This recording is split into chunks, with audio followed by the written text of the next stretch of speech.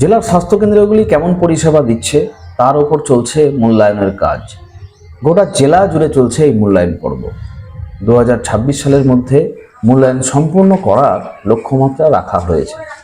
আপাতত প্রায় 40 স্বাস্থ্যকেন্দ্রগুলির মানোন্নয়ন এবং স্বাস্থ্য পরিষেবার নিরিখে মূল্যায়ন শুরু হয়েছে। বিশেষ করে গর্ভবতী মা থেকে শুরু করে সদ্যজাত শিশুর 1 বছরের মধ্যে যাবতীয় স্বাস্থ্য পরিষেবা দেওয়ার উপর জোর দেওয়া হয়েছে। যে 12টি প্রকল্পের সুবিধা দেওয়া হয়ে থাকে তা পুঙ্খানুপুঙ্খ মূল্যায়নের আওতায় নিয়ে আসা হচ্ছে। ন্যাশনাল কোয়ালিটি অ্যাসুরেন্স সার্ভিসের উদ্যোগে এবং রাজ্য সরকারের সহযোগিতায় এই গোটা মালদা জেলা জুড়ে শুরু হয়েছে এই মূল্যায়ন পর্ব।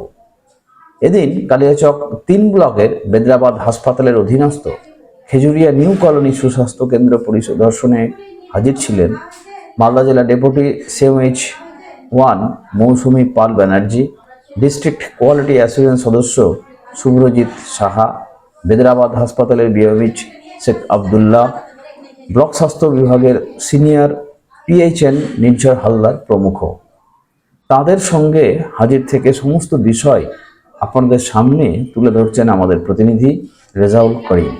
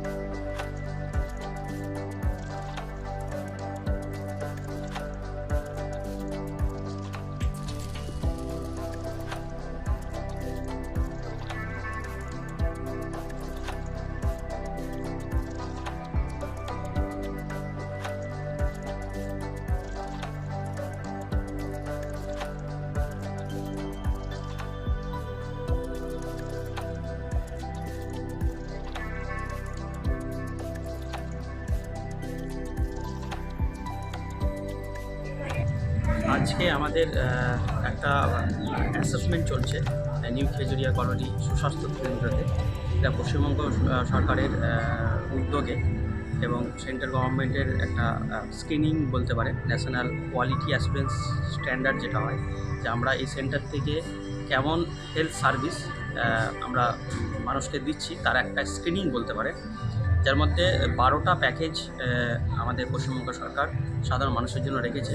সেটা একটা মা গর্ভবতী থেকে শুরু করে তার পেটে বাচ্চা আসা থেকে শুরু করে বাচ্চা জন্মানো পর্যন্ত এবং বাচ্চার জন্মানোর পরবর্তী 1 বছর বা ইনফ্যান্ট এবং যে 1 বছরের এটা থাকে, সময়টা থাকে নবজাতকের হেলথ রিলেটেড যে ইস্যুগুলো থাকে সেটা থেকে শুরু করে অ্যাডোলেসেন্ট হেলথ, মানে অ্যাডোলেসেন্ট হেলথের সমস্যা, তারপরে বিভিন্ন ধরনের কমিউনিকেবল ডিজিজ যেগুলো আছে, যেমন dengue, malaria, non communicable disease, sugar, pressure, এগুলো এইরকম 12টা প্যাকেজ আমরা দিয়ে থাকি।